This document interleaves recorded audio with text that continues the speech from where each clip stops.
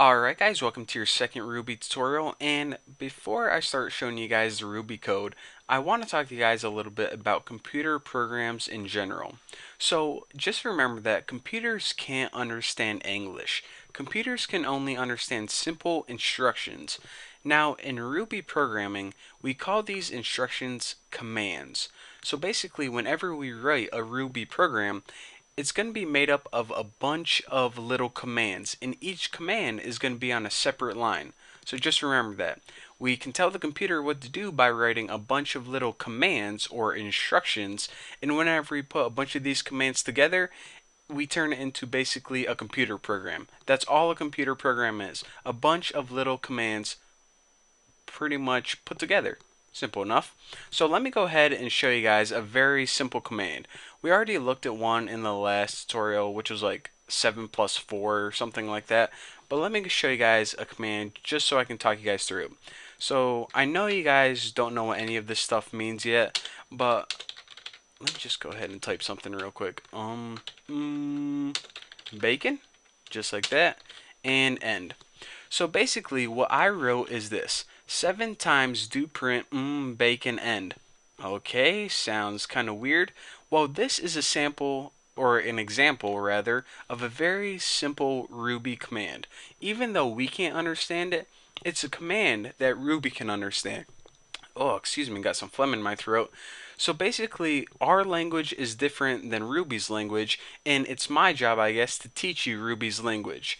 So another thing that I want to point out before we continue along is let's take a look at the interactive Ruby environment. This IRB just stands for Interactive Ruby, and it's basically just the program. Don't mind this main for right now. I'll talk about that later on.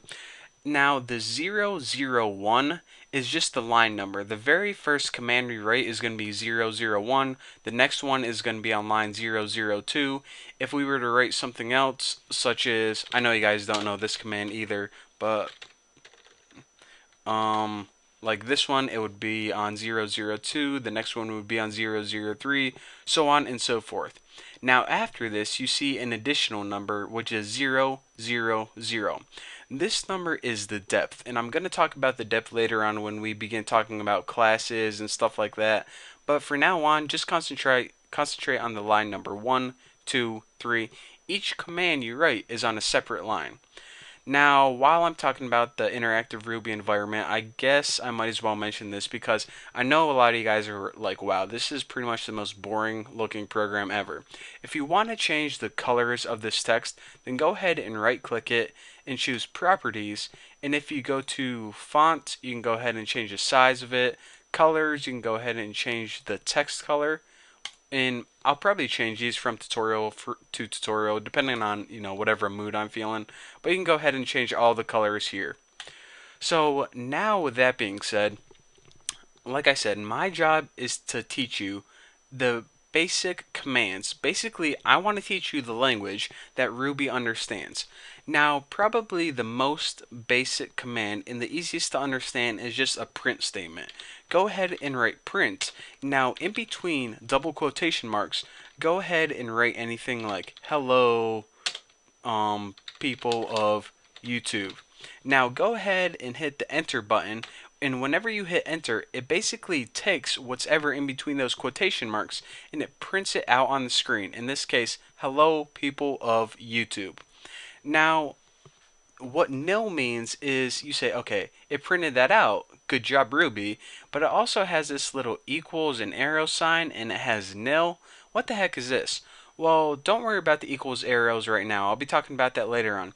But nil, I'll explain this. Nil pretty much means nothing. Nil, N-I-L, equals nothing. So why does it say, hello people of YouTube, nothing? That doesn't make sense either. Basically it says nil because you have nothing or no errors. You didn't mess up at all. Pretty much all your code was typed perfectly like Ruby expected. If you do type a command or something that Ruby doesn't understand, for example, just go ahead and then slam your fingers across the keyboard and type something random. Now, if you hit enter, Ruby's not going to understand this command. It doesn't make sense. It doesn't even make sense to us. So go ahead and hit enter, and we see that we get an error message. Name error, undefined local variable. So that's the difference between a successful command and an error. Whenever you have a successful command, for example, this print command is just going to go ahead and run that command and return nil. And whenever you have an error or something it doesn't understand, an error typically looks like this. It says what type of error it is, and then it gives you some information about it. So basically, that's the difference between a successful command, a very simple basic command, and an error. So I just want to tell you guys that, give you guys a little history of computer programs, what they're made up of. Basically, I showed you guys a simple print statement, such as print hello people of YouTube. That's a very basic command, but there are a ton of other commands that we need to know for the Ruby programming language. And again, if you ever have an error, you're going to see something like this right here. So anyways, in the next tutorial, I'm going to be talking about how to do some simple math with Ruby, as well as teaching you guys about something called variables, and it's going to be amazingly exciting. So anyways, thank you guys for watching, and don't forget to subscribe, and I'll see you guys in the next video.